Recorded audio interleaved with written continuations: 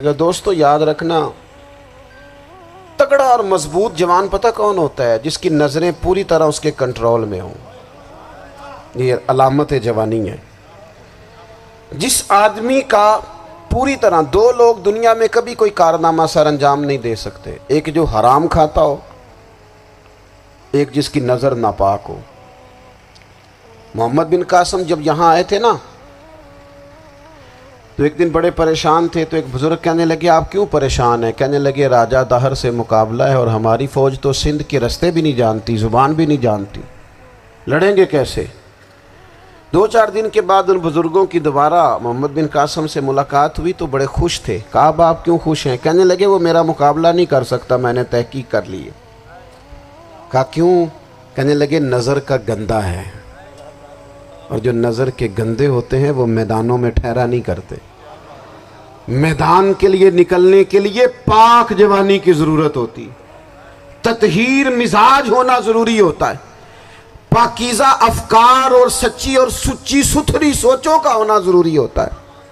اس لیے فرمایا کہ میرا مقابلہ نہیں کر سکتا۔ حضرت عبداللہ ابن حذافہ کمرے میں تھے تو وزیر کی بیٹی اندر سجی سنوری پہنچ گئی۔ جیسے ہی آپ نے اس کفر کی چال کو دیکھا تو تیمم کر کے نفل شروع کیے۔ وہ ساری رات بیٹھی رہی، رب کا بندہ ساری رات عبادت کرتا رہا۔ عبادت بڑا سہارا ہے، مصلی بڑا سہارا ہے اللہ کے بندوں۔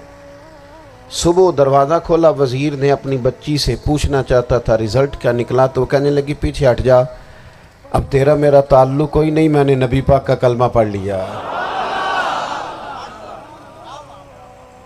اس نے کہا میں نے بھی زمانہ دیکھا ہے، پر یہ کیا لوگ ہیں، کستوری کے بنے ہوئے، سندل سے دھلے ہوئے، کہ میں ساری رات کمرے میں رہی اور 100 اور 1000 آدمی جس جوان کا مقابلہ نہ کر سکے، اتنا طاقتور جوان کمرے میں رہا اور اس نے نظر اٹھا کے نہ دیکھا۔ او کچا رنگے للاری والا جڑا چڑھدا تے لیندا رہندا ہے، اے عشق تیرے دا رنگ محمد چڑھیا پھر نہیں لیندا۔ میں کہا ایک دفعہ نظر اٹھا کے نہیں دیکھا، کمال ہو گئی۔ اتنے بڑے لوگ، اتنی بڑی سعادت مندی، فیروز بختی، معاملہ فہمی حد ہو گئی۔ اللہ اکبر۔ دوستو بادشاہ جب پوری طرح ہار گیا نا، اس نے کہا مار دو۔ تیل گرم کیا ایک کڑاہی میں، اور جب آپ کو اس میں ڈالنے لگے تو آپ کی آنکھوں میں آنسو آ گئے۔ بادشاہ کا خیال ہوا شاید نرم ہو گئے ہیں، کہنے لگا روئے کیوں؟ فرمانے لگے سوچتا ہوں جان ہی ایک ہے، کتنا مزہ ہے اس کی راہ میں جان دینے کا، کتنی لذت ہے اس کے نام پر مرنے میں، کتنا لطف ہے۔ جے تو چڑھیا اتے دار بھی نہیں، تے جے تو وکیا عشق بازار بھی نہیں، تے ایڈا سستا سودا پیار بھی نہیں، تے ایڈا سستا لبدا یار بھی نہیں۔ کئی جنگل گانے پیندے نہیں، کئی دوزخ لنگنے پیندے نہیں، جے وہ اس ملوں بھی مل جاوے، ایدوں سستا ہور بپار بھی نہیں۔ تے کچھ سمجھ نہ آوے لوکانوں وہ کادے نال شہید کرے، ڈٹھی یار دے ہاتھ تلوار بھی نہیں، پر او دا خالی جاندہ وار بھی نہیں۔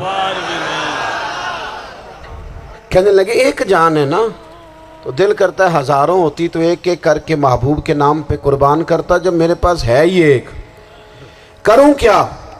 حضرت عبداللہ ابن حذافہ رضی اللہ تعالیٰ عنہ جب روئے اور بادشاہ نے یہ بات سنی تو بادشاہ اٹھ کے کھڑا ہو گیا، سارے وزیروں مشیروں کو کہنے لگا تم نے کہا تھا نا بندہ ضائع کرنے والا نہیں، یہ بھی ضائع کرنے والا نہیں۔ کہنے لگا میرا ماتھا چومو، تم جیسے لوگوں کو قتل نہیں کرنا چاہیے، آزاد کرنا چاہیے۔ عزیز اپنی زندگی سے نا یہ بہت زیادہ ہرس، ہوس، طمع، اور یہ کسی بات کی بھی ہو، ہرس صرف پیسوں کی نہیں ہوتی ہے، شہرت کی بھی ہوتی ہے، یہ بیماری انسان کو اقتدار کی بھی ہوتی ہے، تعریف کی بھی بیماری ہوتی ہے، یہ سارے نقص ہوتے ہیں لوگوں کو، اور معاذ اللہ بعض جبوں کبوں کے اندر بھی ہوتے ہیں، وہاں بھی پنپتے ہیں۔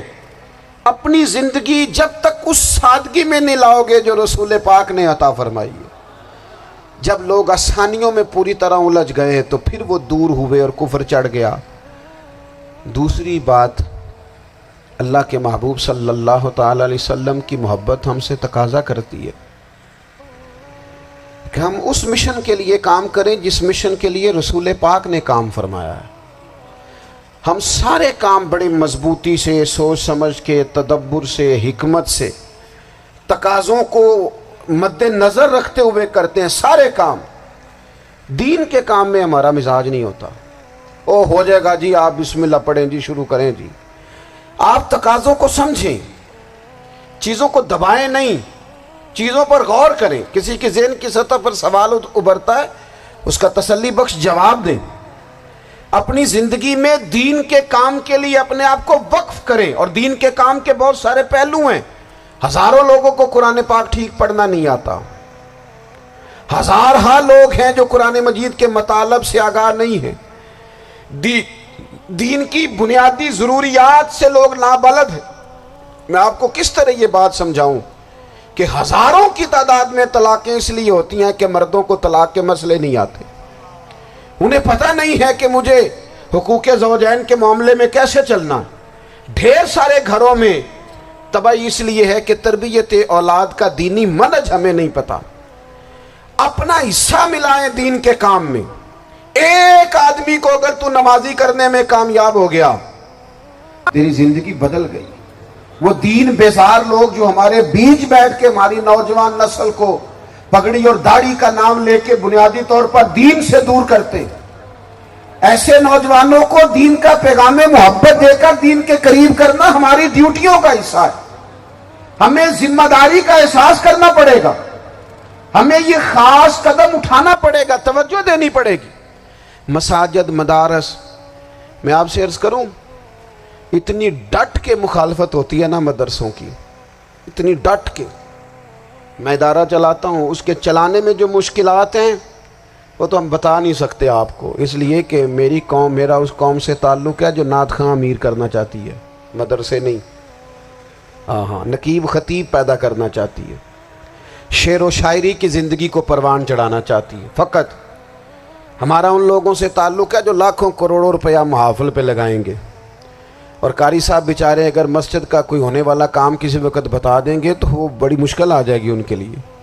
یہ کیسے ہو سکتا ہے، آپ نے یہ ڈیوٹی بتا دی۔ مدارس، اور جتنا اہم رول دین کو پھیلانے میں مدارس اسلامیہ کا ہے، اتنی زبردست، لوگوں کا خیال ہوتا ہے میری طرح کے لوگ شاید کام کرتے ہیں، ڈیوٹی کرتے ہیں۔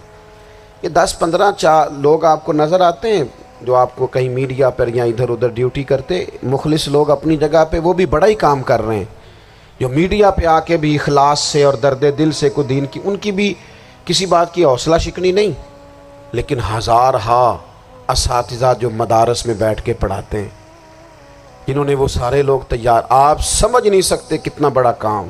حفظ کا استاد جو ہوتا ہے نا، اس کی ڈیوٹی 24 گھنٹے ہوتی ہے، فجر سے پہلے، اور اس نے بچوں کو اٹھانا۔ تنخواہ تو ہم انہیں دینا نہیں نہ چاہتے جی، تنخواہ نہیں دی انہوں نے، ہمیں مولوی امیر نہ ہو جانا۔